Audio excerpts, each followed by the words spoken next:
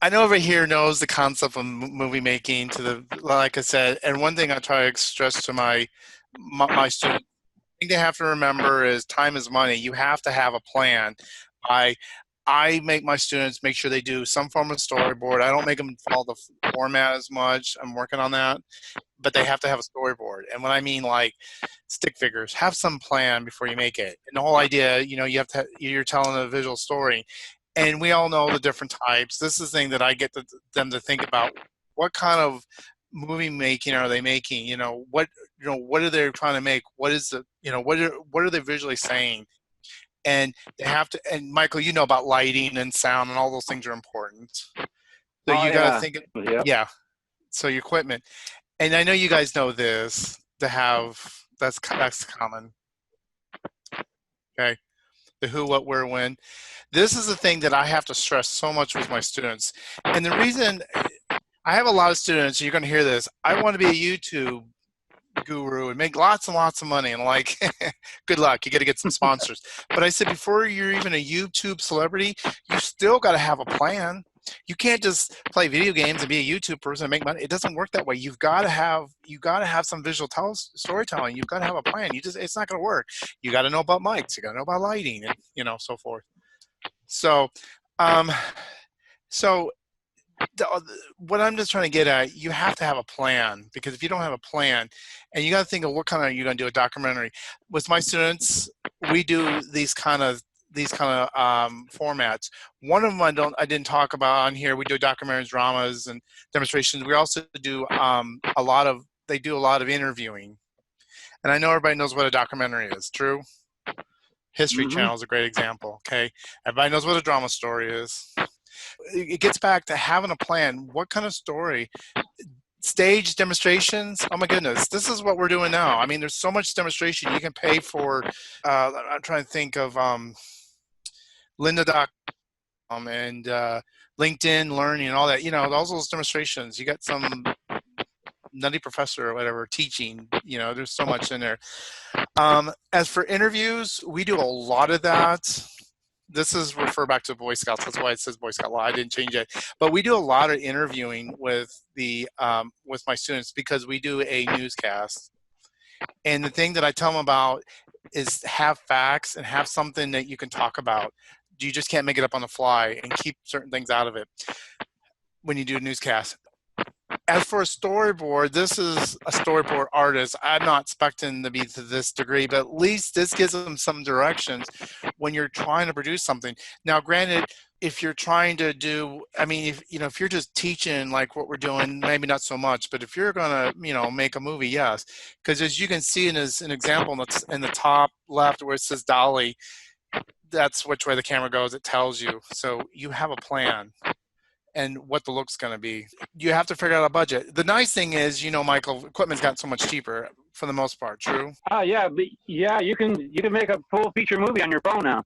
Yeah. So believe it or not, I heard the Yeah. new Apple 11 is like one of the best ones, but it's only $1,000 for. But yeah, I mean, and a lot of my students like, oh, I can make a movie, but like I said, you still got to have a storyboard. You still got to have a script. You have to have some ideas. So, but some of the things you got to think Right. about is tripods, lighting equipment, software, which you've done, editing. That's something I have to work with them.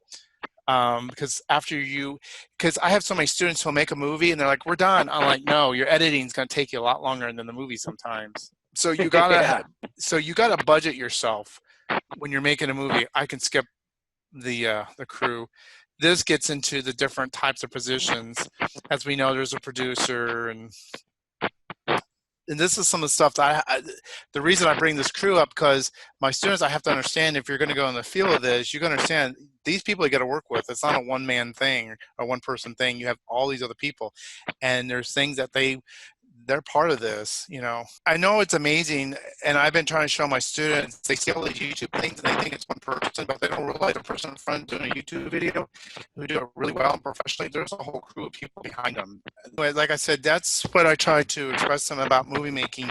It's not a one-person job. There is people behind the scenes in this.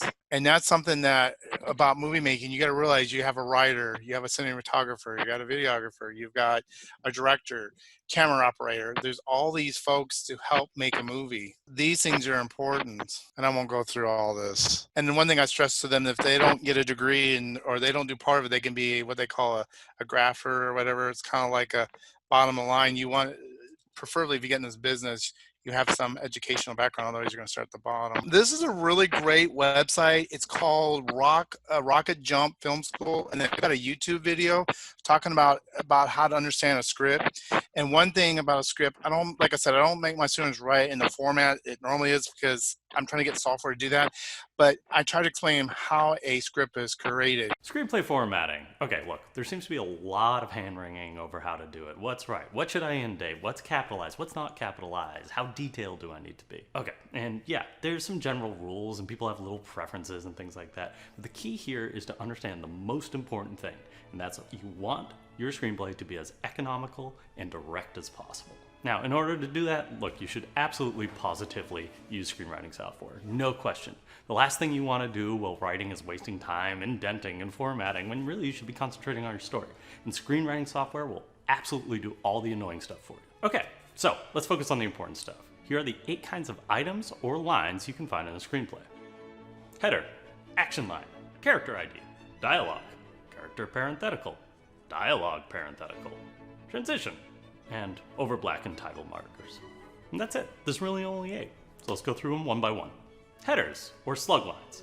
There's lines at the top that are all caps, and they're very important for your scene. The first part of it tells you whether it is interior or exterior, and this is really important for when you're shooting. You need to know if you're shooting indoors or outdoors. After that, it's followed by location, followed by a dash, followed by the time of day. And it looks like this. Interior, Joey's kitchen, day. You need a new slug line anytime the location changes or the time of day changes, or you're just beginning a new scene. Sounds obvious, right? I should mention there's one little complication you can run into, and that's any time a scene is transitioning from an interior to an exterior without cutting. Well, when that happens, what you can do is you can write interior/exterior. Joey's house, day. Joey walks out of the door, stops, walks back in, stops, walks back out again, stops. Okay, where are we starting this scene? Item number 2, action lines. The action line is a line of the description underneath the header that describes in more detail what is happening in the scene. It looks like this. Joey walks into the kitchen, scratches his butt, and gets milk out of the fridge. Okay, important thing to consider, action lines should only be visual information, things you can actually see on screen. Now we'll get into more detail about what makes good action lines later, but a good thing to note is the first time we see a character in the script, their name should be in all caps. It's just an easy way to keep track of how many characters appear in your story. 3, character. Okay, a character designation goes below an action line, and it lets you know who is talking, and really it just looks like this. Joey walks into the kitchen, scratches his butt, and gets milk out of the fridge. Why do you have me keep scratching my butt? That's how it's written, Joey. I can make you do anything. Oh, God.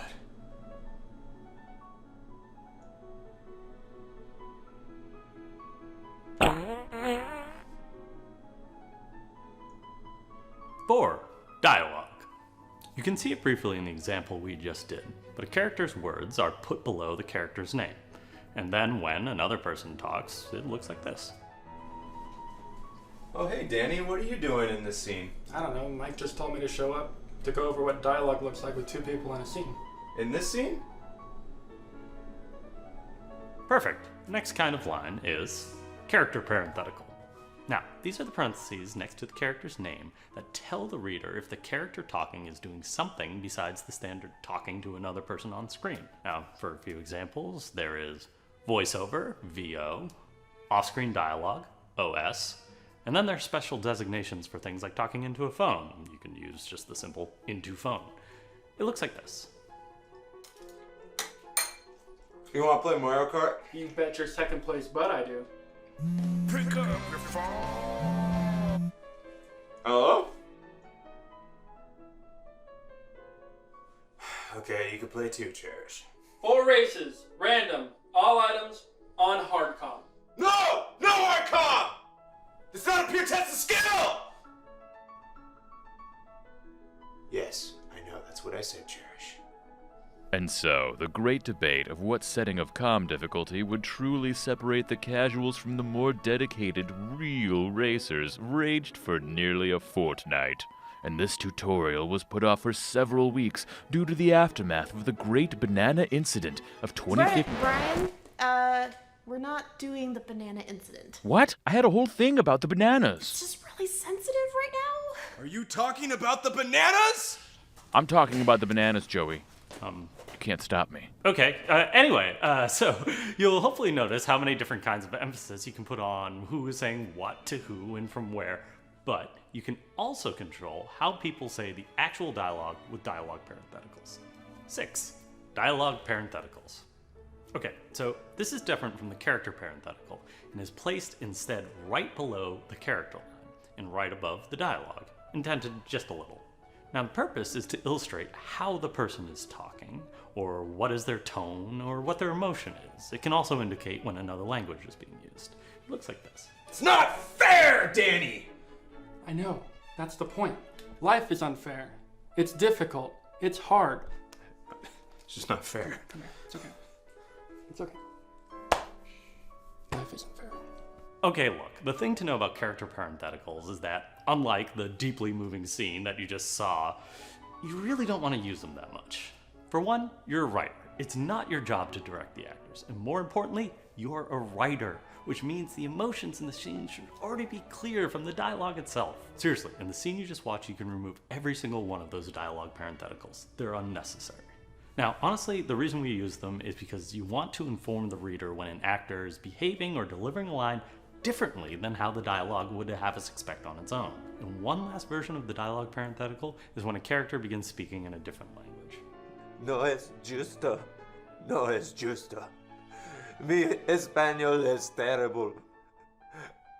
Me gustaría pedir 3 tacos, por favor. Okay, that wraps up all the dialogue and brings us to our next subject, transitions.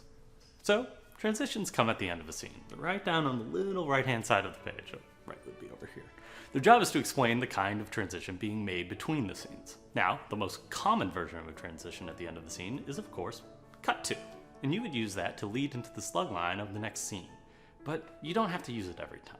For one, it's obvious you're cutting to a new scene because of the new slug line. For two, it's a waste of precious screenplay space. Now, it's not specifically an editing note. You're not trying to be like crossfade, star wipe, etc. You let your editors do that. You really only want to use it for a transition anytime you're emphasizing a cut and its importance to the story, specifically how it links the action. Really, you want to think of a cut to as a therefore. Dude, are you sure you should be doing that? Yeah, Mike said he can make me do whatever I want. Oh God, this is all Mike's fault! But there are, of course, other kinds of transitions you can use too. You can use smash cut to, which is anytime you want a cut to land really, really hard and rock the audience and have them notice it. I'm gonna be alright, right? He'll be fine. I think. Sorry, buddy. And then there's fade to black, which you can use to end your film, or anytime you want to emphasize a slow transition over time. And here's a special one for you that I get questions about all the time. It's called intercut with. This is an awesome time saver for when two characters are in two different locations, usually on the phone or something like that. And instead of rewriting the slug lines every time you want to cut back and forth, you can instead imply to the filmmakers that they should film the entirety of both scenes in both locations, and leave the tough decision of when to cut back and forth to the editor. Hello? Yo, I heard you were playing Mario Kart. You better save me a spot. You can play too, Cherish. 4 races, random, all items, on hardcom. No! No Archon! It's not a pure test of skill! What? Hardcom is the weaker game. Yes, I know, that's what I said, Cherish. Still with me? Okay, here we are. Time for the last one. Over black. Now, reading screenplays, you'd be amazed how many people don't know what to call it when the screen is black and you're doing a title card or audio or just whatever, chiefly because there's no interior or exterior being shown. So, all you do is write over black in the header screen. It looks like this. How much longer is this edit gonna take? About an hour. You sure? Because we really need this done. I'm telling ya! An hour. I'm sorry I yelled. Joey! Lauren! Joey! Sorry it took longer than I thought. Joey! Your name is Lauren. My name is Joey. Yay, that's it. As always, you can find us in the forum discussion for the video, and we'll talk about any burning questions you may have. See you next time. Thanks, everybody. Oh, I will share this presentation I'm doing so you guys can look at. There's a lot more to this.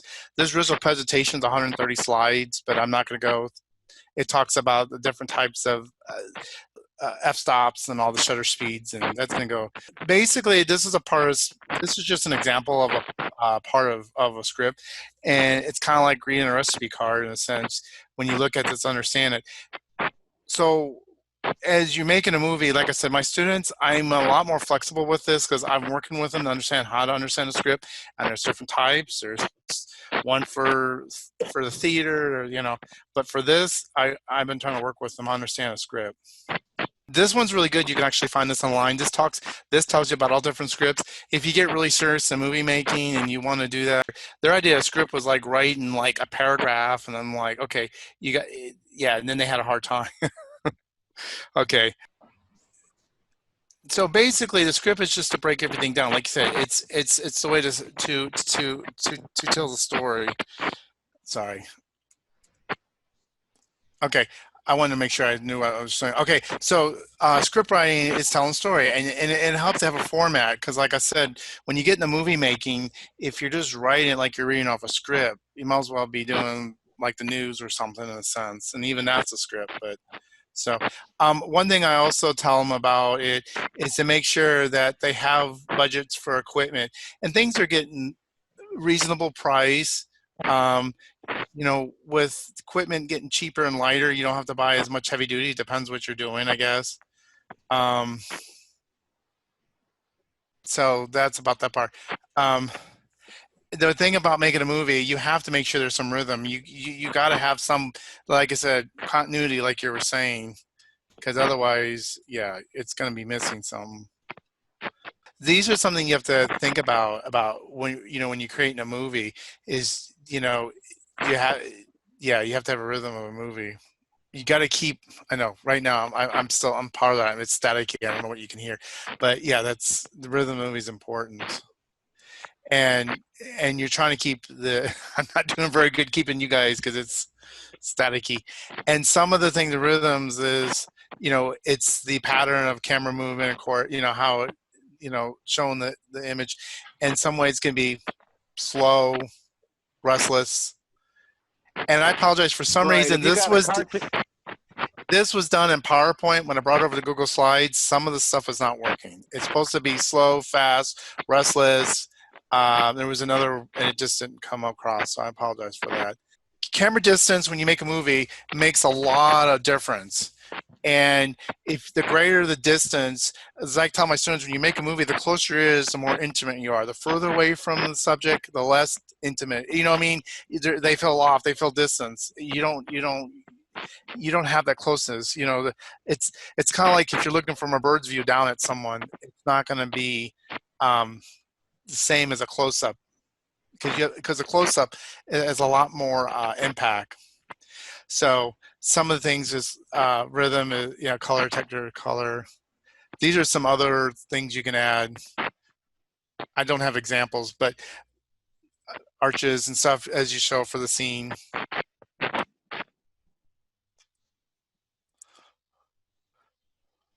Sound has a big effect, and one thing I always tell about sound can set the mood of the movie as well.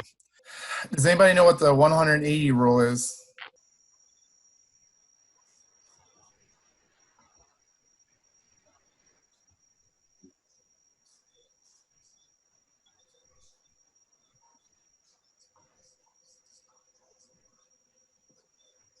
Do you want to explain the 180 rule? Yeah, the 180 rule is an imaginary line that you don't cross with the camera, because when you're editing and people are doing dialogue back and forth, if you cross that line, they'll be confused. It lapses the mind. Do you see it now where it shows the image? So yeah, you just don't cross over that line for when you're editing. Right. So one thing the video did say that it's true. Anywhere this camera goes, shadows, like you can see them moving back and forth in the green area. It doesn't matter if you're high or low, as long as you stay in the same one side of the circle. The one the video did say that if you do go crossover, you got to show that you're going. In other words, you bring it, you got to see the back of the person go, so they know. If you start anywhere down here and then jump over here, you're going to confuse people. Is that correct? It confuses the mind, yeah. Right. So what they were saying in the video, the only thing you can supposedly is if you bring the camera and you show the back of the person. Okay, let's say it's shown right here, and you bring the camera over, but you're still showing over here. Does that make sense? Basically, it's an over shoulder shot. That's the only time. But generally speaking, stay on one side, because if you go to one side and you stop filming and you jump over the line, yeah, you're going to confuse people. That's 180 rule. And then camera shots. Do you know all these camera shots? The cowboy shot was a new one for me. We when we won Sundance in 2002, we did some new shots where we were pulling back with the camera but zooming in, and the Right. Paramount loved that. That's another technique. So so all these shots come from this website, Studio Minder, and they give you great examples. If you want to know what the shot is, a cowboy shot.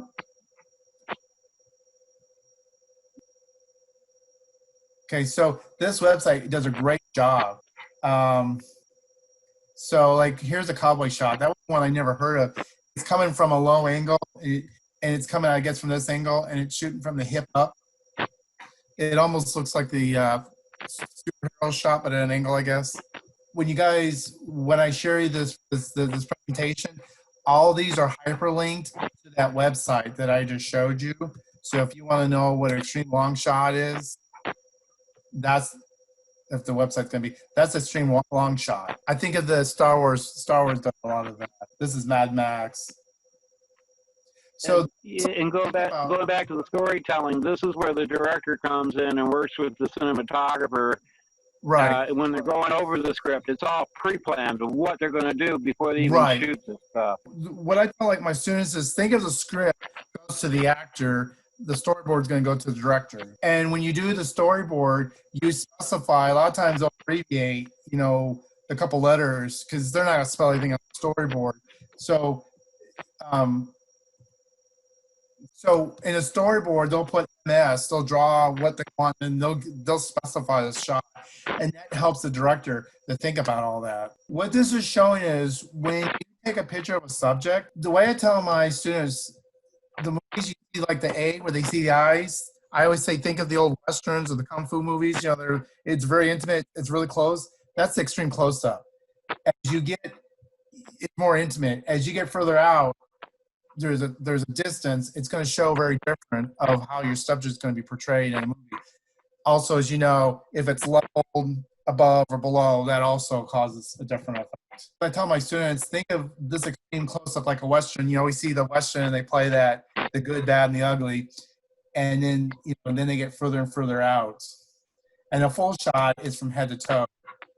That's kind of size up the person. Some of the different angles, those are straight on, and some of the angles are eye level, low, high, and hip. And I'll show you some example. I don't do Dutch.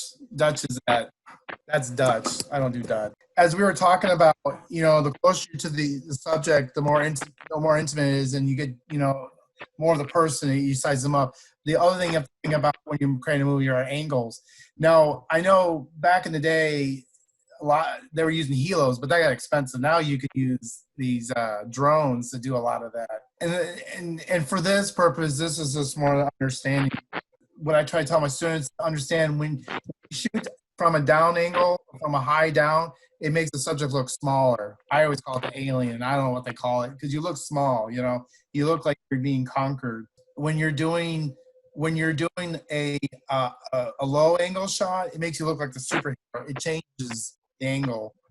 If you're shooting the close-up, it's usually going to be like the ones I showed earlier. I imagine those are all going to be high level, but they can also. But this, when you do low angle and some of these other shots, it's going to make the person look taller. Now, I know in movies, the knee shot, they show a lot of, like Logan's Run, where people are running. That shows crowds. I know that's a trick I saw. Ground level, I've never really done ground level. The point I'm trying to make is, as you create a storyboard, you got to think about the kind of shots you want to do and the kind of angles. And like you said, you want a clean shot, but that's something to consider because the more you plan as you make a movie, time is money. You know, if you're on a budget and on a schedule, you got to have all this plan. You got to have a plan before you start shooting or making a movie, whatever, or video, because if you don't, it's going to get expensive. You can't, you know, that's not time to start. You know, you can experiment, but you got to get stuff out because time is money. And then these are the really low angles. Me personally, I've had students shoot the ground. I've never done it from a below. But so those are the things to think about when you're creating a movie. You got to think about those angles because those angles will also kind of tell a story. Dutch angles, I don't use. I think they're kind of. I think they're on. I don't know. I guess there's a time and place. I just don't care for them. Yes, like the Blair Witch Project, where they're doing this. It's awful. Yeah. It makes you sick. Yeah. Yeah, but you lose your it makes you sick because you're trying to that's something to think about. Then you get into camera moves. The last thing to think about is camera movements, and this is where it gets into dollies. This is a camera dolly. I'd love to have one of these. These are a professional. Did you guys see this dolly? These are the professional where the camera goes. These are really nice. These I don't know how much it costs. More than I make. I always joke with my kids, which one's the dolly? That's the dolly. It was all kinds of like PVC pipes and stuff. I've actually had them put on a skateboard, or they sit in a chair, and the student behind them pushes them on a roll chair, and they're doing this. The thing to think about when you make a movie, and this is like I said, this gets to the storyboard. Dolly's going front and this way. Truck is going this way. Does that make sense? Okay, so if you're back and forth, that's dolly. That's the correct term. This is trucking or truck. Okay, panning is this, and then this where it says pedestal up. That's just camera go up and down. These are just terms that they use. And tilt, this way with the camera. That's all those are. Those are just terms. Like it's So this is something to think about. See if it'll be nice to me. I'm gonna see if I can do the presentation. It's not some reason for Google doesn't let me do the presentation. I had shown movement, but since I brought it over to Google Slides, it's not doing it. I don't know why. What I'll do is I'll put this into the Google Classroom